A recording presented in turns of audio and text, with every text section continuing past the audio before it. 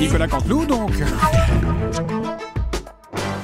C'est presque de l'info, c'est la revue de presque de Nicolas Canteloup. Et aujourd'hui, c'est Marc-Olivier Fogiel qui est avec nous. Bonjour Marco. Oui, bonjour Julie, bonjour Natacha, bonjour. Thomas, Laurent, Jean-Marc. Ravi de vous retrouver en ce jeudi. Je profite de son absence pour rendre un vibrant hommage bien sûr à Sir Jean-Pierre Elkabbach, doudoune lustrée et kilt au vent, qui est actuellement, il faut le dire, en Écosse. Oui. Vous avez vu oh là là, vous avez vu hier le talent du bonhomme. Une question à Emmanuel Macron.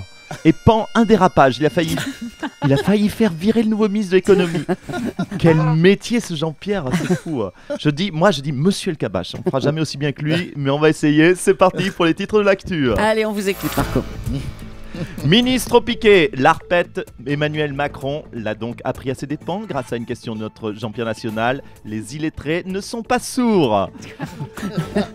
Ils ont très naturellement été blessés par ses propos. Le ministre stagiaire s'est rattrapé en s'excusant. Je le cite, je leur présente mes excuses à l'oral.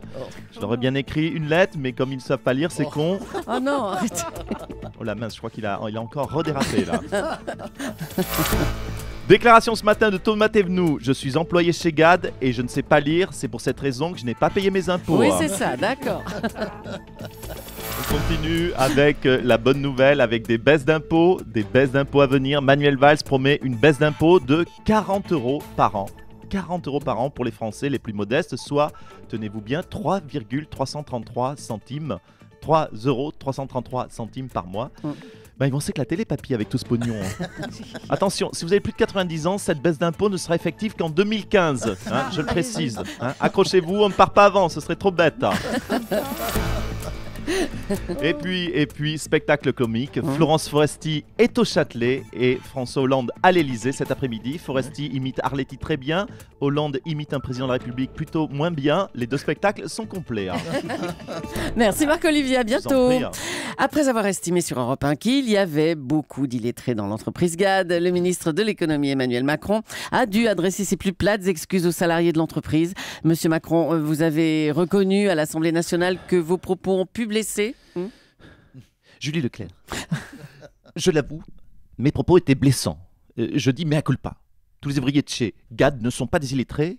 Beaucoup savent lire, vous le savez, ne serait-ce que parce qu'on ne va pas se mentir. Ils souffrent pour la plupart d'alcoolisme. Quoi ? Pardon, monsieur Macron ? Julie Leclerc, un alcoolique doit pouvoir lire une étiquette avant de savoir si sa bouteille, c'est du vin, de la bière ou de la vodka. Oh là là. On ne va pas se mentir. Oh là là, arrêtez, enfin, ça va quoi, tous les ouvriers ne sont pas alcooliques, qu'est-ce que vous racontez ? Écoutez, je crois qu'il est utile d'arrêter la langue de bois, de jouer la transparence, on ne va pas se mentir. Je crois qu'un ouvrier, aujourd'hui, qui boit de l'alcool, le boit parce qu'il doit oublier qu'il est moche et qu'il a raté sa vie. Oh là là, stop. Mais c'est humain. C'est horrible. Il faut dire les choses. On ne doit pas se mentir. Il faut regarder la réalité en face. La lucidité est notre meilleur atout. C'est humain. Mais ma mission, c'est de l'aider, cet homme qui souffre. Alors bien sûr, on ne va pas se mentir. Les ouvriers auront toujours une vie minable.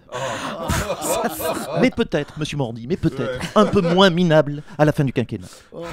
Et je dirais que si déjà ils arrêtent de frapper leurs femmes à l'horizon 2017, nous aurons gagné. Monsieur Macron, mais quelle image avez-vous des ouvriers ? Mais qu'est-ce qui se passe ? Écoutez, arrêtez-moi si je me trompe, mais un ouvrier, c'est bien, comment vous dire, un espèce de gros truc rougeau qui sent la bière, qui ne sait pas lire, qui écoute du Johnny en tapant sur sa femme et en regardant les ch'tis à Las Vegas sur Énergie 12. Soyons transparents, soyons lucides, on ne va pas se mentir. Non mais là on vous arrête justement. Merci monsieur Macron. La France a besoin de discours de vérité. C'est parti pour le gimmick, là on va pas se mentir. Hein. Bravo les garçons. Allez, on en vient à cette nouvelle tourmente dans les cercles de jeux parisiens. Le patron de l'Aviation Club de France a été arrêté. Marcel Francici est également vice-président du Conseil général de Corse du Sud et patron de l'UMP local. Nicolas Sarkozy, vous le connaissez ? Quoi, Marcel ? Oui. Si je connais Marcel, mais quelle question, Mme Julie ? Mais attendez, ne me dites pas que Marcel la blanchisseuse est malhonnête. Il a été placé en garde à vue. On parle bien du même, Marcel ? Marcel la sulfateuse en garde à vue ? Enfin, mais je tombe des nues, mais pourquoi? Pourquoi en prendre à ce pauvre homme? Les cercles de jeu brassent des millions d'euros en liquide, vous le savez, ils sont très surveillés par la police, vous savez ça. Là, je tombe des nues. Là, vous me dites que Marcel Lacagoule? Non mais franchement, un homme... Non mais arrêtez de sourire. Un homme droit, intègre. Il n'y a qu'à voir son curriculum vitae, il est corse, il est directeur de casino et patron de l'UMP. Il a tout pour être honnête, franchement. Non, attendez que je revienne. Moi, je vais libérer tous ces pauvres gens victimes de la gauche. Marcel, je te lance un message à travers l'antenne d'Europe 1. J'arrive, je vais te sauver. Eh ben merci Nicolas Sarkozy. Même si Marine Le Pen progresse dans les sondages, 65% des Français jugent le FN incapable de gouverner. Bonjour Marine Le Pen. Tac, tac, tac. C'est Marinette, oui. Je toque, car, vous le savez, je suis aux portes du pouvoir. Ce n'est pas moi qui le dis, c'est notre Premier ministre Manuel Juanito Pedro Rodríguez Valsú de la Vega del Chomaggio. Oui, vous souriez. Oui, vous souriez, c'est son vrai nom.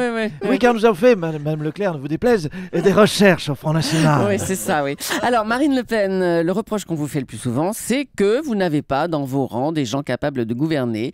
Vous n'avez pas d'équipe de ministres. Personne n'est prêt, quoi. Écoutez, arrêtez avec cette polémique. Pardonnez-moi de m'inscrire en faux. Cher Gilles Leclerc, nous n'avons pas de ministre, dites-vous. Visiblement, Madame Leclerc, nous avons, je dirais, le même coloriste. Allez. Douceur, caresse du cheveu, longueur et pointe. Nous avons le même coloriste apparemment, mais nous n'avons pas, cher Julie Leclerc, les mêmes valeurs. Alors comme ça, nous n'aurions pas de ministre compétent. Écoutez, je vous prends au mot. Elle est où ma liste? Florian, donnez-moi ma liste de ministres. Où qu'il est mon post-it là? Voulez-vous que je vous livre, cher Gilles Leclerc? Si vous me rendez, mais c'est grave, c'est top, pas le nez. Ma liste des ministres. Bah oui, on aimerait bien, on vous écoute. Alors, Jean Roca. Jean Roca. Monsieur Jean Roca. Attendez que je vérifie. Oui, Monsieur Jean Roca, Messieurs Dieudonné Mbalambala et Papounet, ainsi que Florian Philippot. Voilà mon gouvernement au grand complet. Mais attendez, vous n'avez cité que 4 personnes, là. Mais écoutez, vous savez ce qu'on veut. Vous savez ce qu'on veut. Oui, c'est ce qu'on appelle, et c'est le souhait de tous les Français, un gouvernement resserré. Et moi, quand je resserre, je resserre. Quelqu'un veut un poste de ministre sur cette table? Vous savez qu'on prend n'importe qui. Non, sans façon, ça ira. Hein. Merci Marine Le Pen. Je vous en prie. Notre spécialiste politique Caroline Roux nous l'apprenait hier. Marine Le Pen souhaite désormais s'engager dans le combat écologique. Jean-Vincent Placé, vous êtes président du groupe Europe Écologie au Sénat. Le FN écolo, c'est possible ça? Bonjour, de Leclerc, dans ta Polonie. Bonjour, de Rantabol, dans ma Normandie. Bonjour, dans Vincent Platé. Dans Vincent Platé, je le dis. C'est Marine Le Pen devient écologiste, moi je deviens raciste. Mais c'est quoi cette voix encore? Mais c'est pas du tout la voix de Jean-Vincent Placé, c'est un mélange de quoi là? Ça l'a fait Nicolas Canteloup. Il a toujours pas travaillé la voix de Jean-Vincent Platé. Du coup, moi, comme toujours, je suis toujours le mélange de Jackie Chan, le coupe de cheveux de Martin Lambry. Lui, toujours faire une voix pourrie. C'est pas bon imitateur, Canteloup.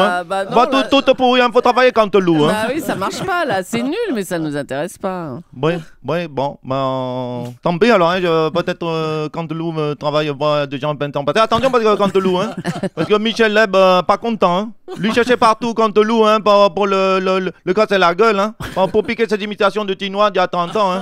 Tout le monde veut casser la gueule à Canteloup. Il y a même celui qui veut casser la gueule à Canteloup, c'est Jean-Jacques Boudin. Ah, Jean-Jacques Bourdin? Jean-Jacques Boudin, il veut casser la gueule à Canteloup. Michel Leb casser la gueule, Jean-Jacques Boudin casser la gueule à Canteloup. Mais le pauvre Canteloup. Bravo à Nicolas Canteloup. Nicolas Canteloup. Anne Hidalgo, bonjour. Oui, bonjour, mon cher Thomas Soto. On vous a entendu tout à l'heure à 7h45 dans l'interview Vérité avec Michael Bloomberg, l'ancien maire de New York. Vous avez un projet commun de protection de l'environnement. Il paraît qu'à New York, on va se mettre au Vélib.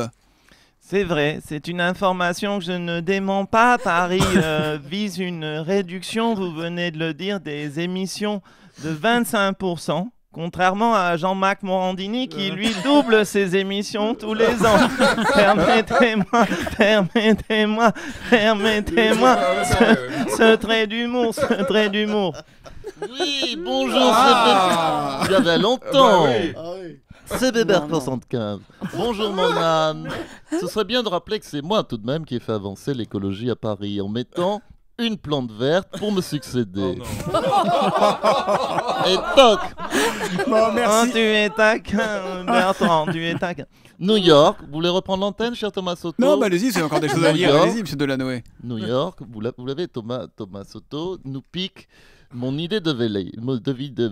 Mon idée de Vélib.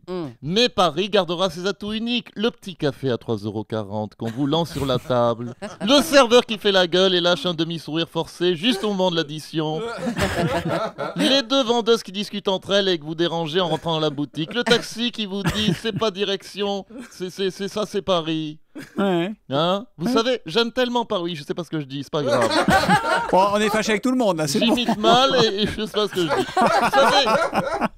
Vous savez, j'aime tellement Paris, je vais vous dire très franchement, vous tous autour de ce studio, et je vais vous dire, parler en sincérité, j'aime tellement Paris que je vis à Bizerte. Ah bah oui. Hein, mon Gentouf? Ah, bon, on va vous laisser avec Jean Touffe. Alors, merci beaucoup, monsieur Delanoë. Merci et bravo à Nicolas Canteloup et à ses auteurs. Ses auteurs, Laurent Vassilian et Philippe Cavrivière. Absolument. Bravo à vous.